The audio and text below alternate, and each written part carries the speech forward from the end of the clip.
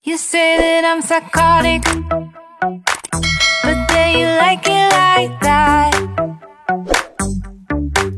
It's like every Kiara mengerutkan keningnya karena melihat tingkah aneh mereka berdua.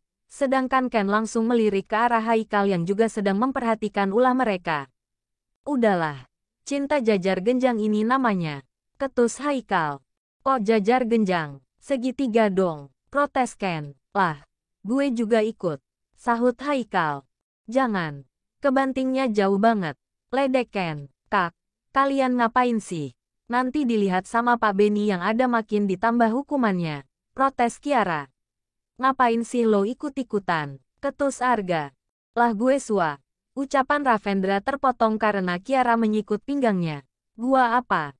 Suatu hari nanti Kiara akan menjadi istriku. Timpal Haikal. Lalu Ravendra langsung menyentil jidat lelaki itu karena kesal. Lalu Kiara menghentikan tingkah aneh mereka semua. Dia kembali fokus untuk hormat ke bendera. Dia sudah ketinggalan banyak pelajaran hari ini membuatnya sangat kesal sekali. Kiara, kalau Keisha gangguin lo lagi, bilang sama gue. Perintah Arga. Ravendra hanya mendengus kesal dan meledek cara Arga berbicara. Lalu tidak lama kemudian Pak Benny kembali datang dan berdiri. Di hadapan mereka semua, hei, kamu anak baru kelas 11 unggulan kan? Kenapa bisa bolos bareng mereka? Tanya Pak Benny pada Kiara. Anu Pak. Anu apa? Tanya Pak Benny tegas. Karena saya panggil dia ke ruang OSIS tadi Pak. Sebenarnya kami ada agenda OSIS yang mau dilakukan dalam waktu dekat. Sebenarnya kami nggak bolos Pak. Jawab Arga. Tapi, ini Ravendra bukan anggota OSIS. Iya, tapi kami butuh dia untuk donatur di acara ini Pak. Masuk akal juga. Jadi yang salah siapa? Tanya Pak Benny. Loh, ya Bapak lah. Sahut Ken. Cek, tutup mulut loh. Umpat Haikal. Ken langsung menutup mulutnya rapat-rapat dan langsung menundukkan kepalanya. Lalu Pak Benny menatap tajam ke arah Ken sehingga membuat Ken gemetar ketakutan. Ya udah kalau begitu kalian semua boleh masuk kembali ke dalam kelas. Jangan sampai saya lihat lagi kalian keliaran saat jam pelajaran. Mengerti Pak. Jawab mereka secara serempak dan langsung bubar dan berlari menuju kelasnya masing-masing. Kiara mengetuk pintu dan melangkahkan kakinya masuk. Maaf Bu saya telat. Dari mana aja kamu Kiara jam segini baru masuk? Tanya Buk Heni. Ya udah masuk. Kali ini kamu saya kasih kesempatan. Terima kasih Buk. Kiara langsung masuk dan duduk di kursinya. Kiara lo dari mana aja? Tanya Shelin. Gue ketemu sama Kak Keisha. Apa? Lo diapain? Nggak ada kok. Nanti aja ceritanya ya gue pinjam catatan lo. Ujar Kiara. Kiara langsung mencatat pelajaran yang tertinggal. Dia melirik ke arah kursi Alena ternyata wanita itu tidak ada di dalam kelas.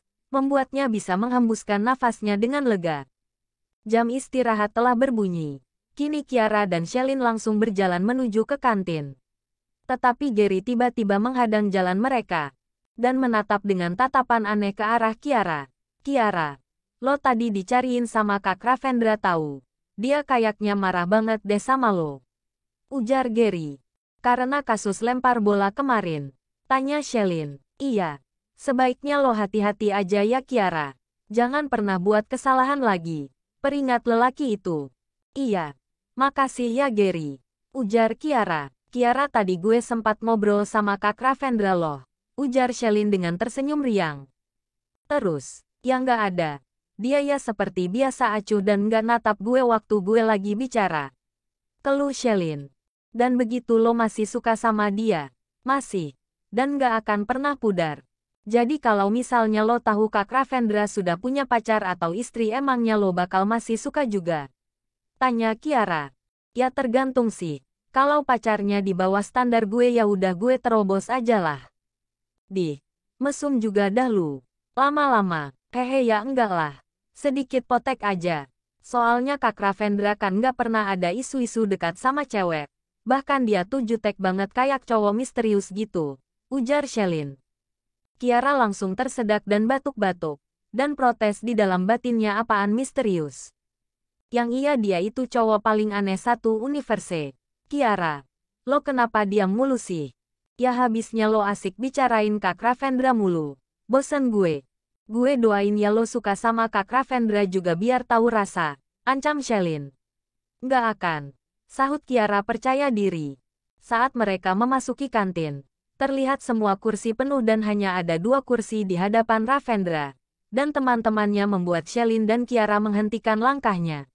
Sebab semua tahu tidak ada yang boleh duduk di kursi itu selama masih ada mereka di dalam kantin ini. Nggak ada tempat. Ayolah kita balik. Ajak Shelin. Nggak gue lapar. Itu ada 2 kursi di tempat Kak Ravendra. Kiara langsung melangkahkan kakinya namun langsung dihentikan oleh Shelin. Kiara, lo mau cari masalah lagi hah? Nggak ada yang boleh duduk di kursi itu selama mereka masih berada di kantin. Bisik Kiara. Lah, emang ini kantin punya bapaknya Ravendra apa? Tanya Kiara. Itu mertua gue. Batin Kiara. Kalau lo mau makan ikut gue. Kalau nggak ya udah biar gue aja.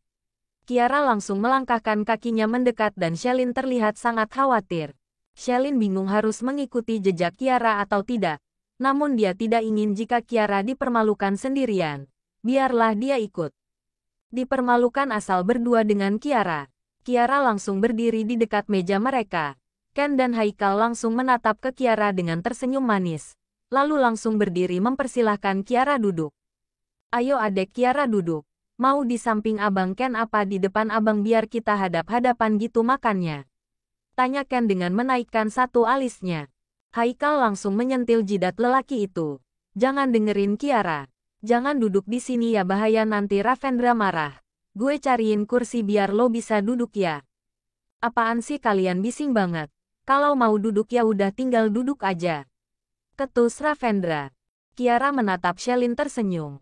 Sedangkan Shelin langsung melebarkan mulutnya karena merasa ini suatu keajaiban di dalam hidupnya. Shelin dengan tersenyum manis langsung duduk di hadapan Ravendra dan terus menatap lelaki itu untuk mengagumi ketampanannya. 1 bangku 2 juta, ujar Ravendra. Hah, apa? Teriak Shelin.